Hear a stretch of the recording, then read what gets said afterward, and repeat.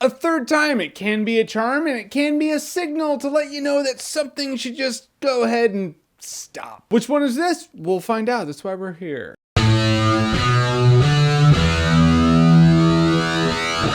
The Hangover Part 3. So The Hangover Part 3 is the third installment of the Hangover series, as if you didn't know from the title. The first Hangover movie I never actually reviewed, which is surprising. Long story short, it's awesome. In terms of the whole blacked out the night before, need to find out what we did, the situation that you don't quite want to happen to yourself, but you want to see other people go through it, and in the course of that, maybe go, that wouldn't be too bad, that'd actually be kind of fun. Hangover did it pretty much perfectly. But now we have Hangover 3, and the wolf pack is out again. They're taking Alan to get some help because he's become an asshole now. Then they run into John Goodman, who of course takes Doug, and he's like, find me, Chow, or your friend Doug is dead. Now we have our shenanigans, which is funny because it's a really ballsy move for the separation of the whole hangover scenario, in which there's no hangover scenario. Yeah, it's called The Hangover 3, but no one gets drunk, no one blacks out, they don't have to find out what they did the night before, they just need to find Chow. This movie has more than a few changes and formulas, some of which I thought, okay, cool. Others I was like, not digging it. One of the things I wasn't really feeling is the change of character with Alan. Zach Galifianakis' character, he was always like a lovable idiot type of person who says something and you just pat him on the head and you're like, okay, you're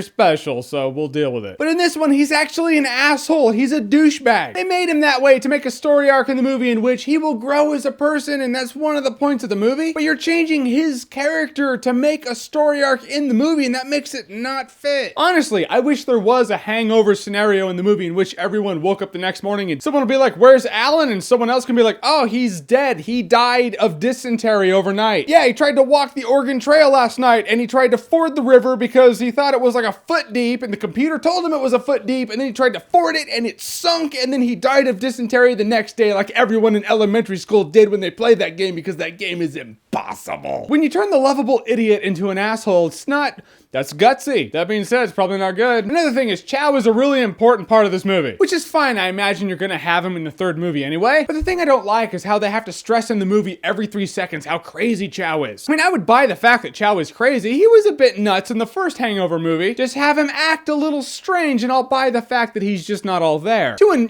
unpredictable degree. But in this movie, every chance they get, they had to say out loud, oh man, Chow, he's just crazy. What's wrong with them? Chow is out of his mind. That guy is crazy. Problem is, it starts turning into that scenario where that guy keeps talking about how big his dick is. And at a point, you gotta just go, no, it's not. You're saying that because it's not. In the same sense, we start feeling like, well, Chow's not that crazy, because if he was that crazy, you wouldn't feel like you have to tell us how crazy he is every chance you get. See what I mean? Yeah, it's like that. Hangover 3 did have some good throwbacks to the Hangover 1. You want to see that in the third Hangover movie. So that was pretty cool. You can argue that it was shoehorned into the movie, but as the Hangover 3, of course, they're going to have some throwbacks to the first one. I recognize, and respect the fact that they wanted to take a different direction, because if they took the same direction, which they all drank something and they woke up the next morning and then they had to find out what they did, I would be standing here right now telling you guys it is a rehash of the past 2 movies. You have seen it all before. So I like the fact that they were ballsy enough to take a different direction with this one. However, it does lose a big element that's helped out the Hangover in the past, which is that element of we don't know what happened the night before, so we get to see it unfold with the characters. And taking this new direction, in which case the Hangover is now an adventure movie, it loses that element of intrigue. In the end of all of it, I feel like the Hangover is like The Matrix. They made one great movie, and it was a great solid movie that is a good standalone movie. And they made sequels that never really lived up to it. I'll say The Hangover 3 was enjoyable to watch. It was fun. It certainly had its flaws. In the end, The Hangover 3 is a good time